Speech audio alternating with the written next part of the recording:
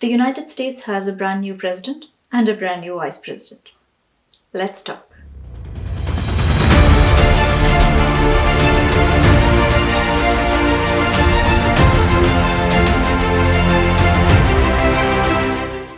Namaste to all of you. I'm Anvi. Welcome back to my channel Soul Sauce. Let's Talk is a segment where I talk about current political issues, political theories, and anything related to politics. And today we're going to be talking, of course, about the US elections and the new president and what it could mean for India and US. Mr. Joe Biden has been voted as the 46th president of the United States. This election saw the highest turnout since 1900, with Joe Biden winning nearly 75 million votes and Donald Trump winning nearly 71 million votes. These are the highest number ever in US history and the second highest number in US history. The Vice President, Kamala Harris, is also in a league of her own. She is not only the first woman Vice President of the United States, but she is also the first woman of color to be elected as the Vice President.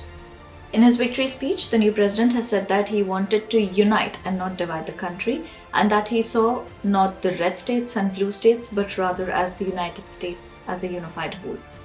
Now, what could this election mean for India? What could the new president of the United States mean for the future of India and US relationship? Let's begin with a little look at what our history has been together. Starting in 1990, there was not much of a friendly relation between the two countries. There was kind of a Cold War between them, and they were called as what is known as estranged democracies. In 1991, something called as the Kicklighter Proposals was established. This was established by Lieutenant General Claude Kicklighter. Now, the Kicklighter Proposals basically aim to establish mutual defense cooperation between the two countries in the three main areas of defense, that is the Army, Navy, and the Air Force. This did help to ease a bit of the tension between the two nations.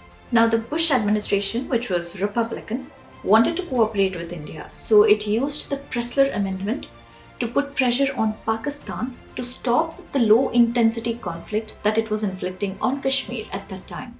When the Clinton administration came to power, which was Democratic, it revoked the sanction with the Browns Amendment. Now, this basically restored $368 million in military aid to Pakistan. India, of course, opposed this, and it brought in the human rights violation that was happening in Kashmir. Coming to 1998, India took a series of nuclear tests. This was not taken well by USA, and it imposed a large number of economic sanctions on India. And not only did it do that, it also spearheaded an international condemnation campaign against India.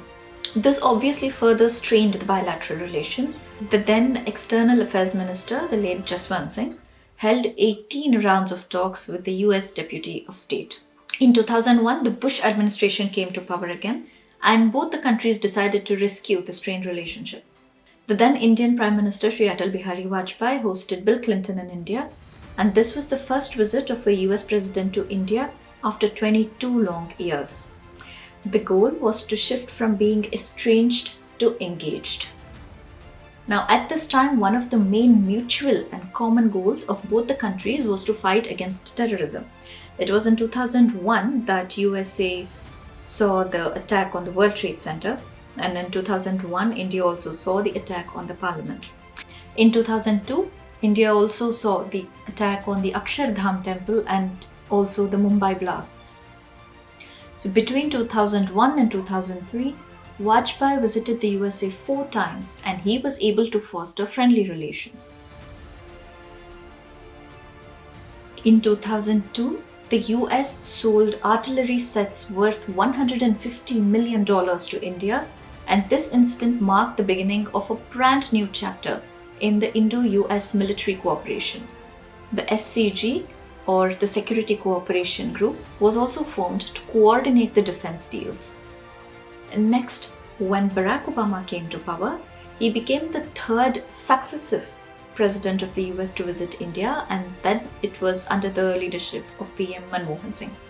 In 2010, Obama also endorsed India not only as a permanent member of the UN Security Council, but also as a member of the Nuclear Suppliers Group, among many other things as well. In 2015, when India was under the leadership of PM Modi, Obama also became the first president of the US to visit India as a chief guest for our Republic Day celebrations. In 2016, India was also declared as a major defense partner to the USA. Coming to our relationship with the USA under Trump, this has also been seen as a successful partnership. The momentum of positive cooperation kept increasing, and India has signed major agreements during the Trump regime as well, which for the framework of this video I'm not going to be dealing with in detail. India has emerged as a major player in the Indo-Pacific narrative.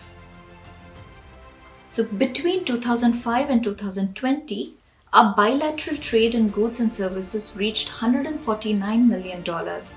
USA surpassed China even to become the first and foremost trade partner to India. This was a history of the US and India relationship in a nutshell, touching on the main points. Now coming to the newest president, Joe Biden. Joe Biden is a Democrat. He is someone who has opposed India on its CAA bill, as well as on the removal of Article 370 from Kashmir. The Vice President Kamala Harris has also been very vocal in her criticism against these acts, and she has also refused to be a part of the Howdy Modi event which happened in Houston a few years ago. Now to divert a little bit from this, when you talk about left-wing politics and right-wing politics, it's very easy to pigeonhole people and countries into certain ideologies, but it usually doesn't work like that. Each ideology has to be seen in context with what the country has gone through and is dealing with, rather than, blindly expecting a country to uphold certain values such as secularism or democracy or whatever it may be. So whether it is Obama or whether it is Joe Biden, for them to expect India to behave in a certain way or to put forward certain things is not really logical unless they understand the complete background and the history and everything else related to it. Now coming to India, I really feel that India needs to step up on its communication, and that the leaders need to step up and amplify the way they express what they are doing, why they are doing it, and how they are doing it, and how they want to proceed in the future. Unless this communication gap is addressed effectively, I would think it would be a bit difficult and a bit rough for the countries to gel together, ideologically at least.